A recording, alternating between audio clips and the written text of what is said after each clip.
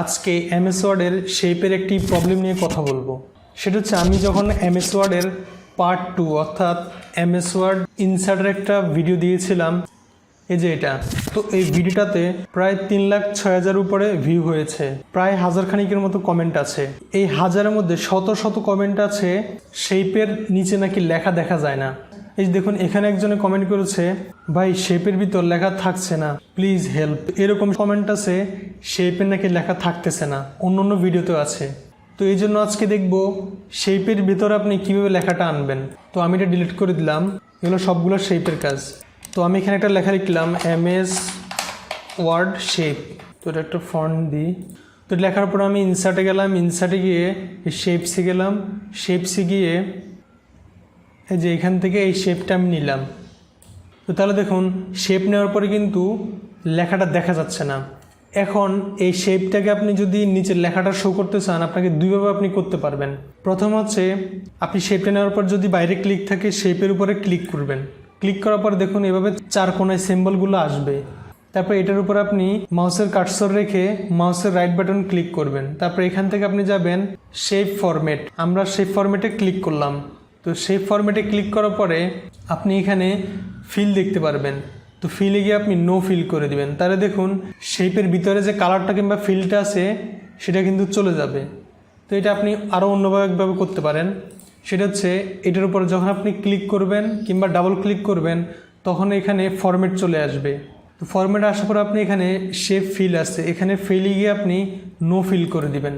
তারপর যদি আপনি এটার বর্ডারটা আপনি কালার চেঞ্জ করতে চান বা অন্য কালার দিতে চান, শেপ আউটলাইনে গিয়ে আপনি এভাবে কালারটা চেঞ্জ করে দিবেন। তারপরে আপনি মোটা করতে চাইলে এখান থেকে মোটা করে দিবেন। তারপরে এখন যদি আমরা এভাবে যদি শেপটাকে বড় করে দিই, তারপরে শেপটাকে আমরা এদিকেও একটু নিব, এই দেখুন এখন অনেক সুন্দরভাবে শেপটা বসে গিয়েছে।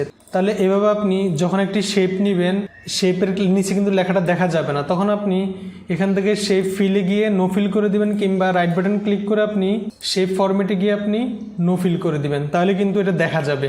এখন আসি আরেকটা দিয়ে। তো মনে করেন এখন আমি আবার ইনসার্টে গিয়ে আরেকটি শেপ নিলাম, মনে করেন আমি এই শেপটা নিলাম। তো এই শেপ নেওয়ার পরে আমি শেপে গিয়ে আমাদের কাজের প্রয়োজনে আমরা আরও একটি শেপ নিলাম।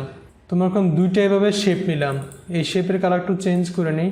এই দেখুন এখন কিন্তু উপরের শেপটার জন্য কিন্তু নিচেরটা দেখা যাচ্ছে না। এখন যদি আপনাকে নিচেরটা দেখাতে হয়, তাহলে হয় নিচেরটাকে উপরে উঠাতে হবে কিংবা এটাকে নিচে নামাতে হবে। যদি আমরা এটাকে নিচে নামাতে চাই, এটার উপরে মাউসের রাইট বাটন ক্লিক করে আমরা সেন্ড টু ব্যাকে দিব।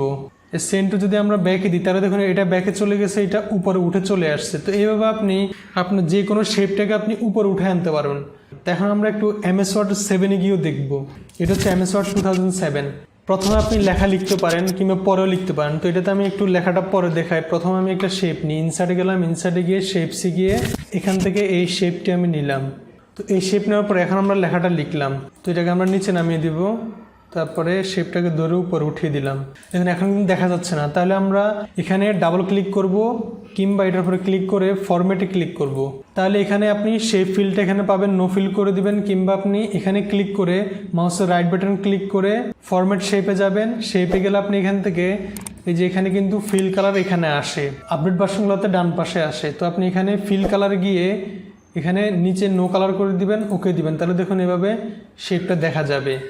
আর যদি আরও একটা শেপ আপনি আনতে চান, এরকম একটা শেপ আনার পরে দেখুন এটা কিন্তু ঢেকে যাচ্ছে। তো যদি এটাকে আপনি দেখাতে চান, তাহলে আপনি এভাবে রাইট বাটন ক্লিক করে শেপ অটো শেপে গিয়ে ফরম্যাট শেপে গিয়ে আপনি কালার নো ফিল করে দিবেন।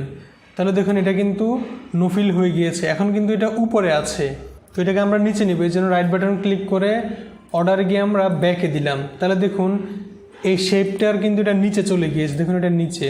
তো এভাবে আপনি নিচে নামাবেন।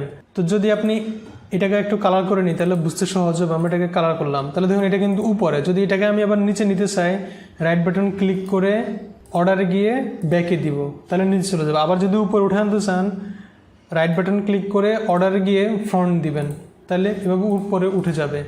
আর যদি দুইটার লেখা শো করাতে চান, তাহলে আপনাকে কিন্তু দুইটারে ফিল কালারটাকে আপনাকে নো কালার করে দিতে হবে, তাহলে নিচের লেখাটি দেখা যাবে। এখন দেখুন দুইটারই লেখাটা দেখা যাচ্ছে। তো এখানে শেপের দুইটা ধরন আছে, একটা হচ্ছে শেপের ফিল কালার, আরেকটা হচ্ছে সেন্ড টু ব্যাক কিংবা সেন্ড টু ফন্ট। তো আশা করি ভিডিওটা আপনাদের ভালো লেগেছে এবং বিষয়টা আপনারা বুঝতে পেরেছেন। বুঝতে পারলে অবশ্যই কমেন্ট করবেন, না পারলেও কমেন্ট করবেন কোথায় বুঝেন নাই। আর ভিডিওটা ভালো লাগলে অবশ্যই লাইক